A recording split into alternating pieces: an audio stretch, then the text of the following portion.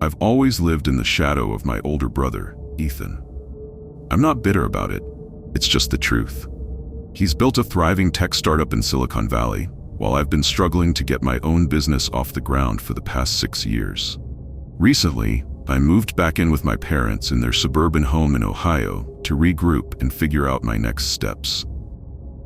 Moving back home felt like a step backward, but I didn't have many options left. I stayed in the basement to give my parents their space.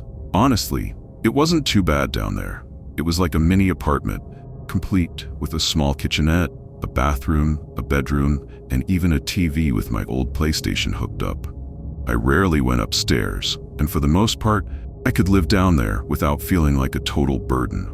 One Friday night, a massive storm rolled in. The rain was pounding against the windows, and the wind was so strong it felt like the whole house was shaking. It was one of the worst storms I'd ever seen.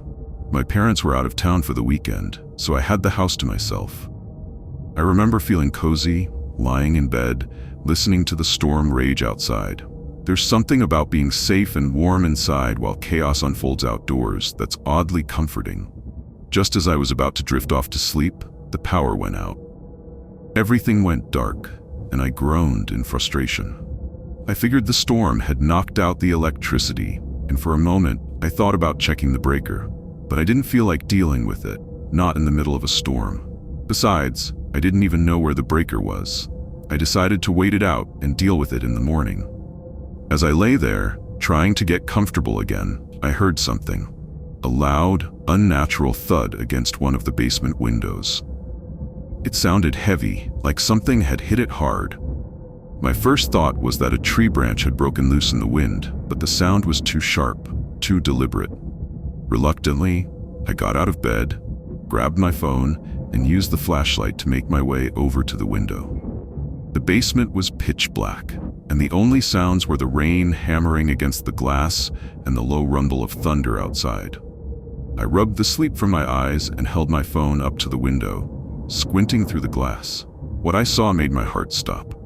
There was a man's face pressed against the window, staring right at me. His eyes were wide, his skin pale and soaked from the rain. For a split second, we made direct eye contact. Then, as soon as he saw me looking, he disappeared into the darkness. I stumbled back, nearly dropping my phone. What the hell had I just seen?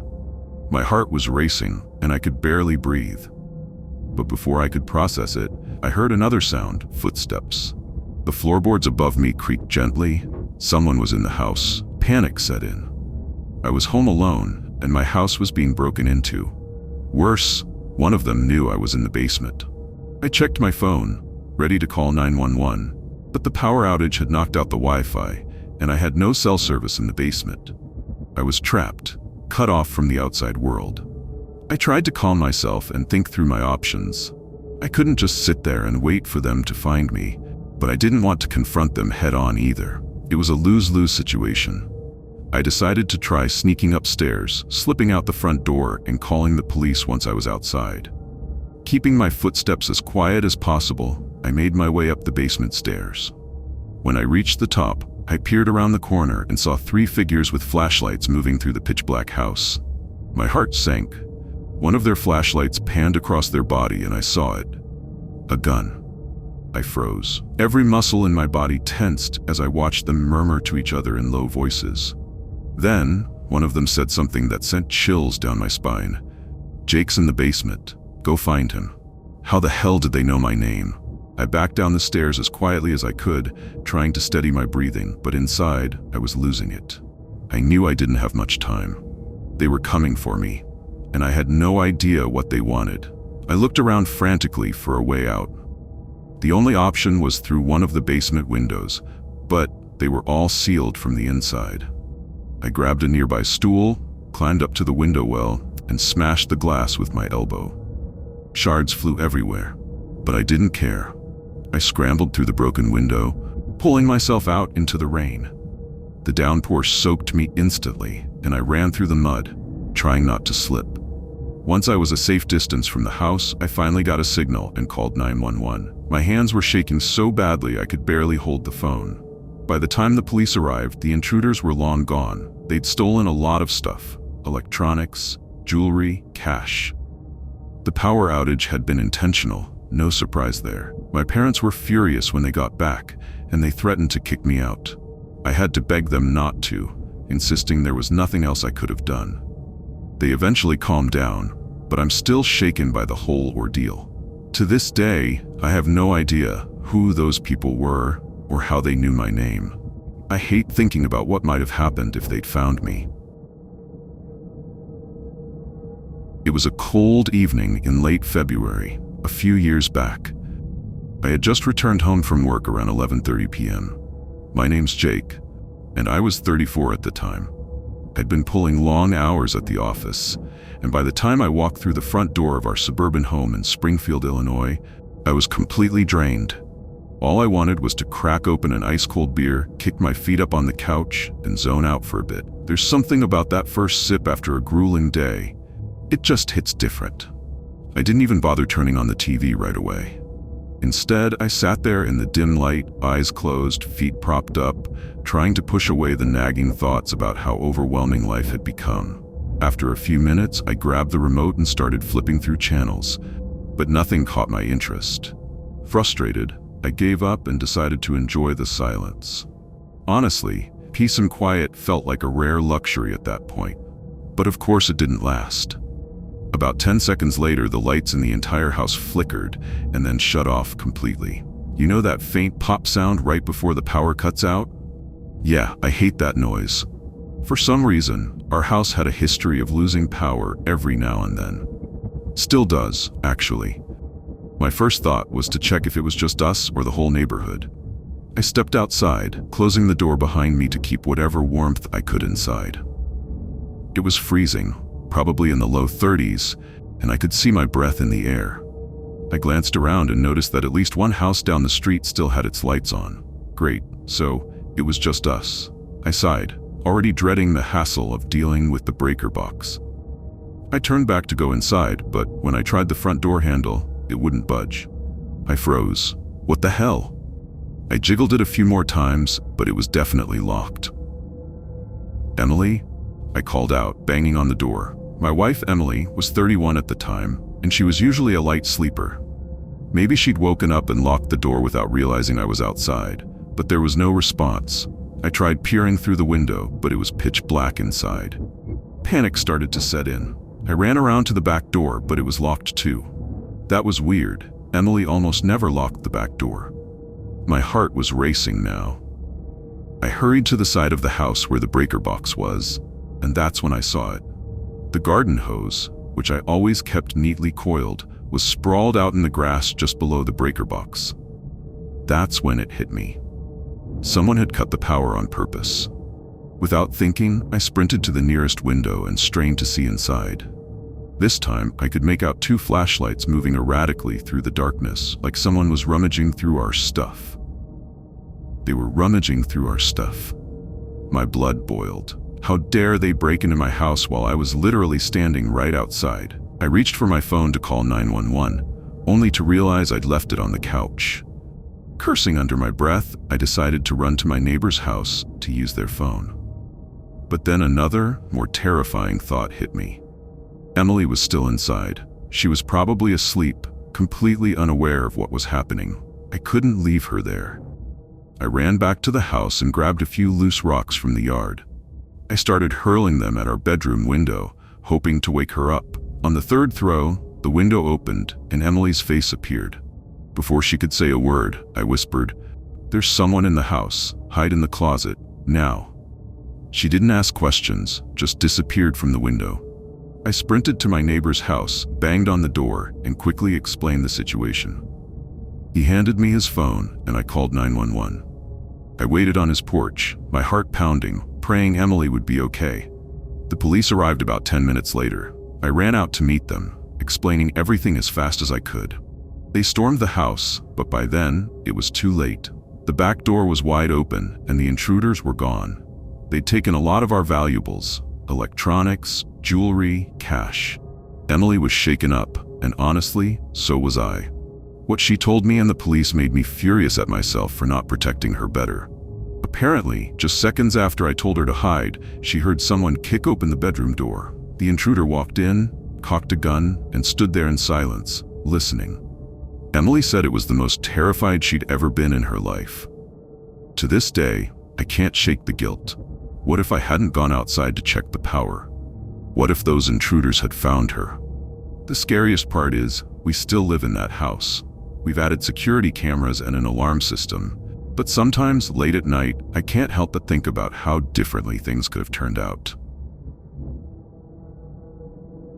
I live in a quiet suburban neighborhood in Ohio, about 20 miles outside of Cleveland. It's the kind of place where nothing much happens, which is why I took a night shift security job at a warehouse a couple of towns over. The warehouse was in this massive industrial park that stretched for miles, surrounded by empty fields and a few other factories. The building itself was huge, rows of towering metal shelves, a couple of loading docks, and a lot of shadows. The job was simple: routine patrols, checking locks, and making sure nothing was out of place. Most nights, it was dead quiet, and I didn't mind. I'm 28, and I've always liked the solitude. But that Thursday night was different.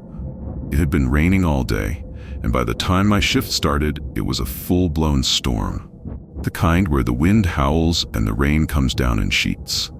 I kept checking my phone for weather updates, hoping the storm would let up before I had to drive home. The power in the warehouse flickered a few times, but it held on until about an hour into my shift.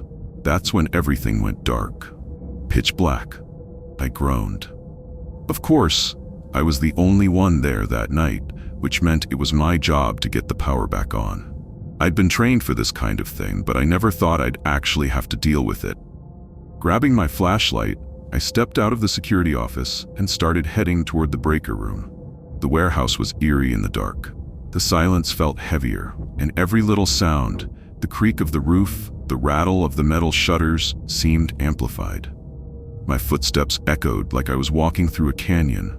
I was halfway down one of the aisles when I heard it, a loud metallic clang like something had fallen. It came from deeper in the warehouse. My heart skipped a beat, but I told myself it was just the storm. Still, I decided to check it out. As I turned the corner into the next aisle, I froze.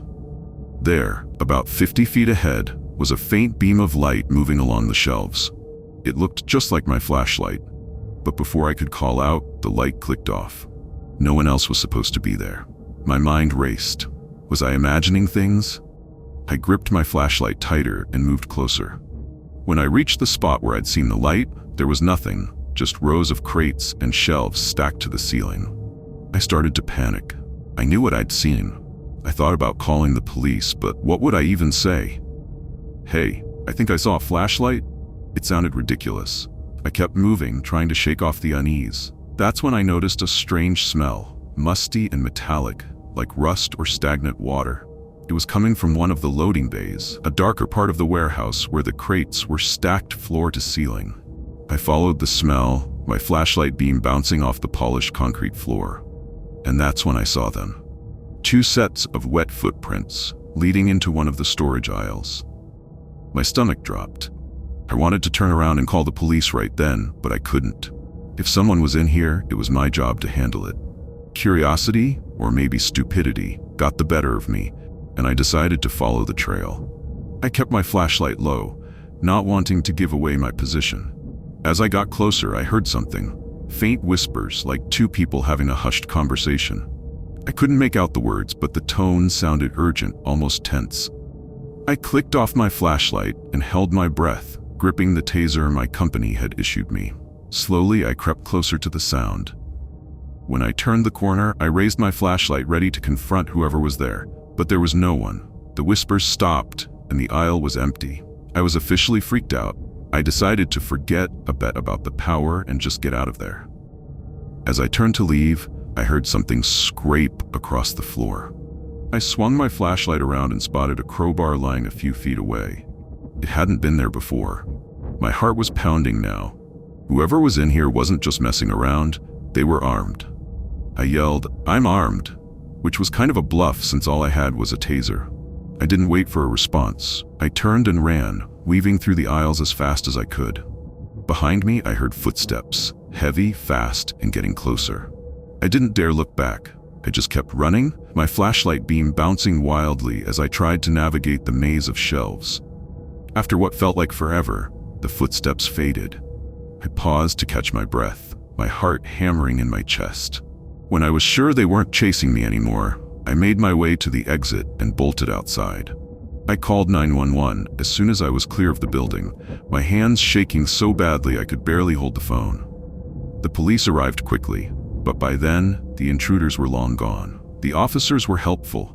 They even helped me get the power back on, but my boss, a guy named Greg, was less than sympathetic. He chewed me out for leaving my post and almost fired me over the whole thing. I still work nights at that warehouse, though now they make sure there are at least 2 people on shift. To this day, I have no idea who those people were or what they wanted. All I know is, I'm just glad they didn't catch up to me.